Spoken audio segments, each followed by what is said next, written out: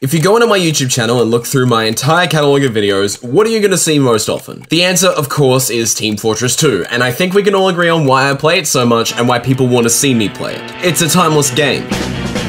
It was released in 2007, became free to play in 2011, and it has seen a consistent amount of attention over the course of its lifetime. I don't even need to get into details about the gameplay being solid, or the stylized art direction, or the character design and musical compositions. It is an objective fact that Team Fortress 2 is a long-lasting property, and it will continue to be played for many more years despite how inactive its developers may be. Now, why am I talking about TF2? This is a video about something else entirely, something you've likely never heard of. That's a fair point to have, so let's address the elephant in the room. Gran Turismo 3. It's a racing game made for the PlayStation 2 in 2001, and it certainly doesn't look like it could hold a candle to Team Fortress 2. Like, come on, all you do is drive. Not to mention that the graphics are so simple and dated that they make TF2 look like modern art. There's no online functionality here either. All you get is local two-player battles. Oh, may Jack 5 have mercy and stop torturing us with conflicting information and false pessimism. Well, here's what's gonna happen. I'm about to drop a thesis on you that is completely out of the blue for my channel. I'm about to challenge how you feel about ancient video games such as these. I'm about to prove that Gran Turismo 3 is a timeless masterpiece.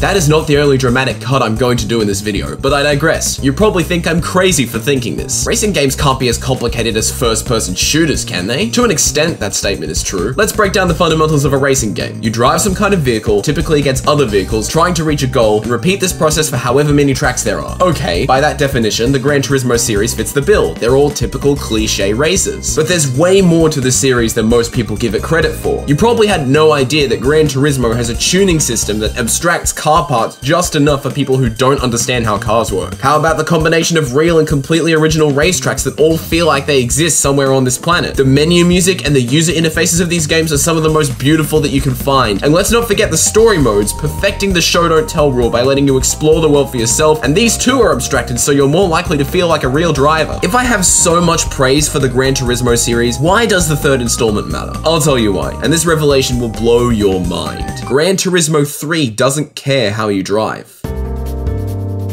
That sounds completely ridiculous, right? Surely there has to be some rules governing the way you drive in order for the races to function properly. Well, there is a way to see this blindly accepted idea in action. If you play a time trial or a license test and you go off the track or crash, you fail and have to start over. Okay, so what? Let's say that you're in the middle of a race, you're in second place and about to lose, and you see this bend right here. Since we're in the video game world, seeing this image is probably giving your brain ideas that go against everything driving school teaches you. You want to cut the corner, don't you? Well, check this out.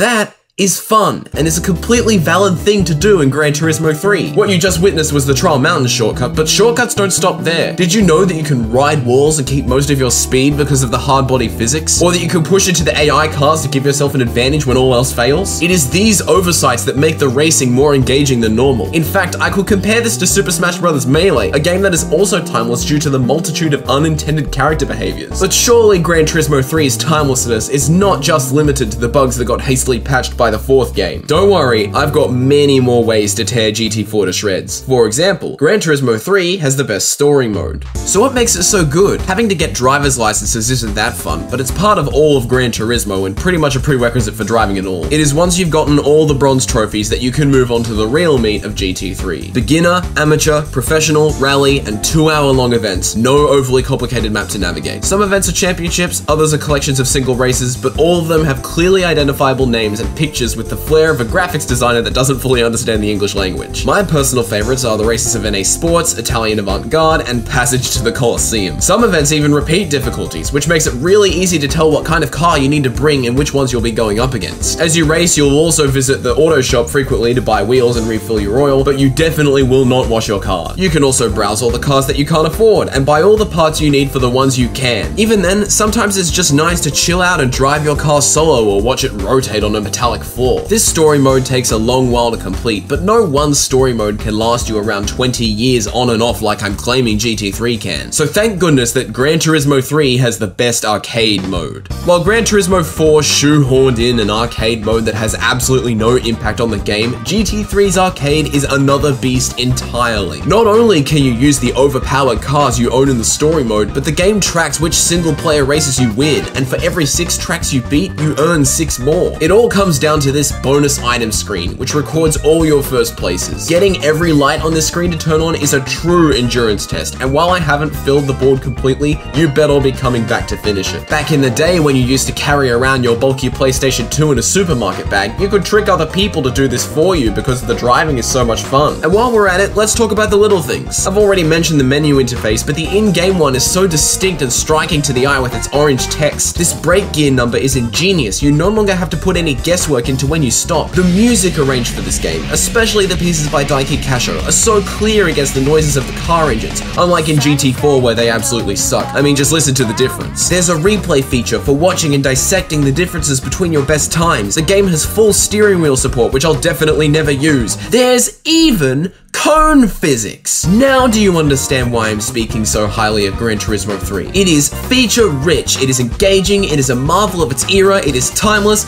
it is my childhood, and I am ashamed that barely anyone else got to experience this hidden gem of a racing game. Gran Turismo 3 is a grand old time.